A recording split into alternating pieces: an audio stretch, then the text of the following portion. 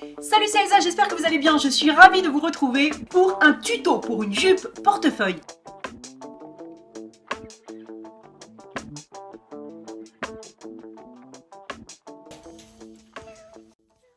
On utilise une jupe qui nous va bien, on la plie en deux et on recopie le demi-dos.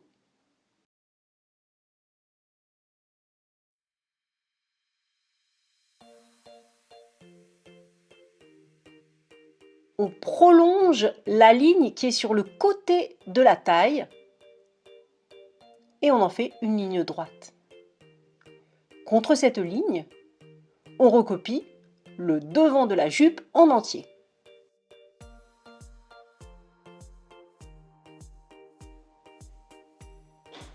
Une petite remarque pour les grandes tailles, sur la ligne qui est tracée en marron, au lieu de le faire dans le prolongement, parce qu'on n'aura pas assez de largeur de tissu pour les grandes tailles, on peut couper à cet endroit-là. Il faudra faire attention bien sûr à rajouter des marges de couture, et comme ça on aura le patron en deux morceaux, les pans qui vont venir sur le devant, et le dos qui sera coupé sur la pliure. Et ça c'est uniquement pour les plus grandes tailles. Ensuite on vient prolonger à nouveau le côté de notre jupe. On choisit la longueur de la jupe, alors ça peut être la longueur de la jupe qu'on a pris comme modèle, mais on peut aussi modifier cette longueur. Et on reporte la longueur à plusieurs endroits en créant un arrondi pour avoir une jupe qui est partout de la même longueur. On va ensuite venir créer un arrondi. Donc on commence au coin en haut à droite et on vient récupérer la ligne du bas de la jupe en créant un arrondi. Alors on peut au choix le faire à la main ou utiliser une règle courbe. On indique la pliure.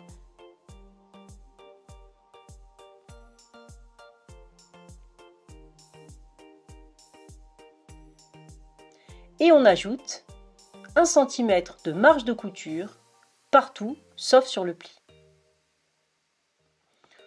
Pour la marge de couture de l'ourlet, à vous de voir si vous voulez faire un ourlet par double repli ou un rouloté à la surjeteuse et ajouter votre marge en conséquence. On plie ensuite notre tissu endroit contre endroit. Donc pour ce tuto, on va utiliser 1 mètre du tissu qu'on veut en laise 140 cm. Donc ici par exemple j'ai utilisé une viscose, ça va être une jupe qui va être jolie dans un tissu fluide. Donc si vous maîtrisez cette matière, je vous conseille d'utiliser par exemple une petite viscose. On pose notre patron sur le pli et on vient tracer la ceinture. Donc on va faire 2 bandes de 8 cm sur toute la largeur .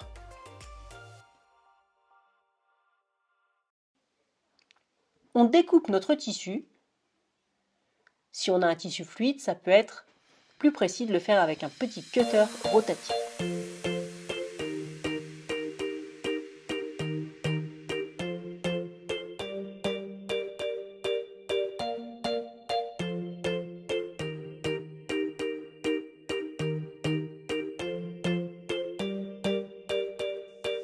On pense à marquer la pliure de la jupe avec un petit cran.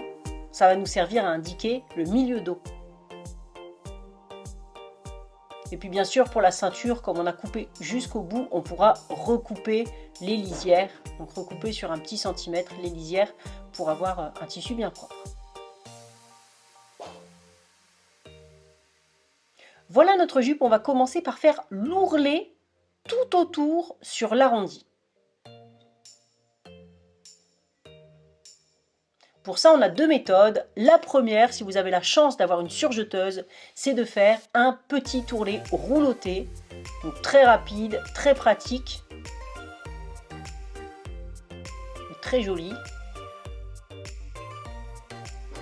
Et si vous diminuez le différentiel, vous pouvez avoir un petit effet laitue. C'est-à-dire que ça va légèrement gondoler.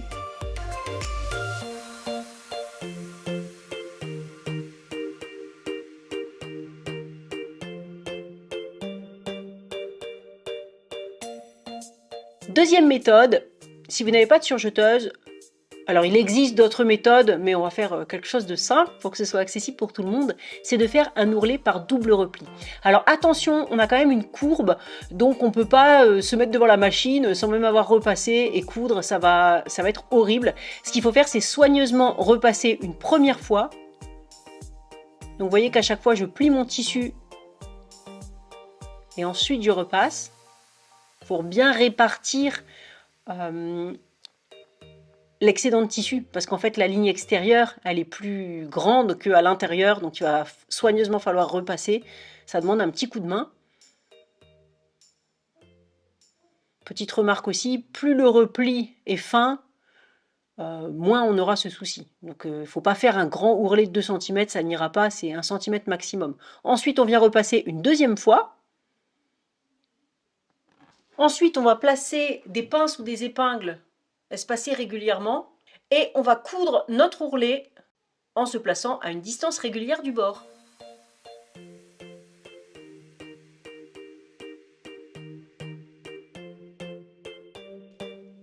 Pour finir, on fait un bon petit coup de repassage. On prend les 2 morceaux qui constituent la ceinture et on vient piquer 2 petits côtés qui sont positionnés endroit contre endroit à 1 cm. Une fois que c'est fait, on ouvre la couture au fer.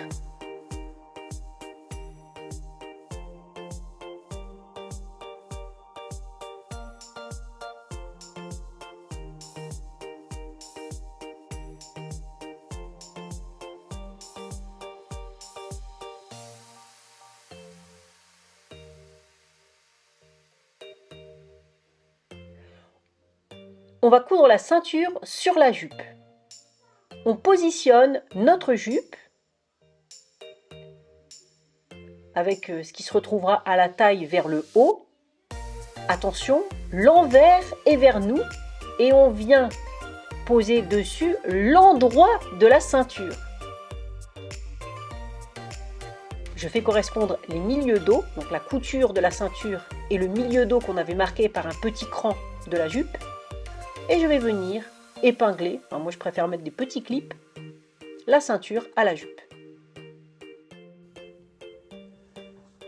On va donc piquer à 1 cm la ceinture à la jupe. Donc la ceinture est endroit contre l'envers de la jupe et on pique tout du long.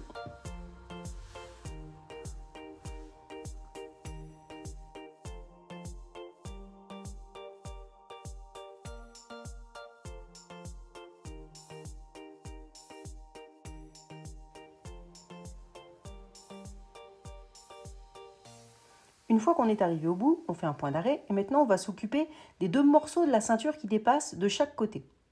Donc là, je vais replier la ceinture endroit contre endroit. Je vais commencer juste au niveau de la jupe, juste après, du côté où la ceinture de la jupe est libre, et je vais piquer à 1 cm endroit contre endroit.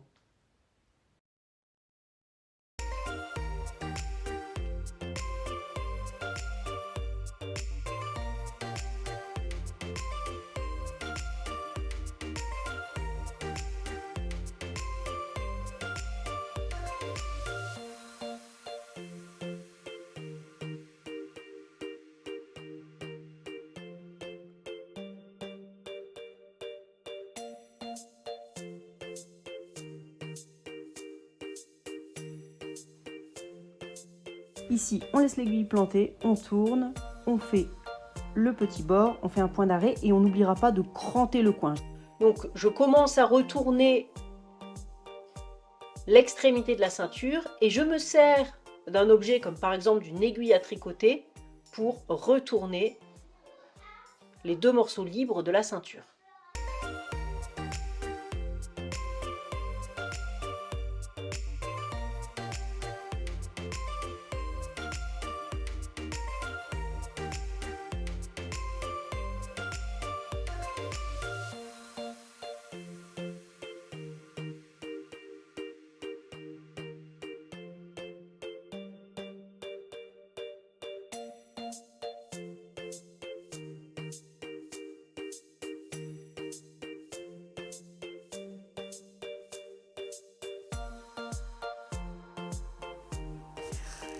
Dernière étape, on va piquer la ceinture à 1 mm.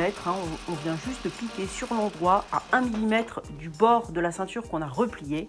Et on vient donc piquer ensemble la ceinture et la jupe. Et ce sera la dernière étape de couture puisque les pans libres de la ceinture sont déjà cousus de part et d'autre. Donc une fois que c'est terminé, on a terminé notre petite jupe.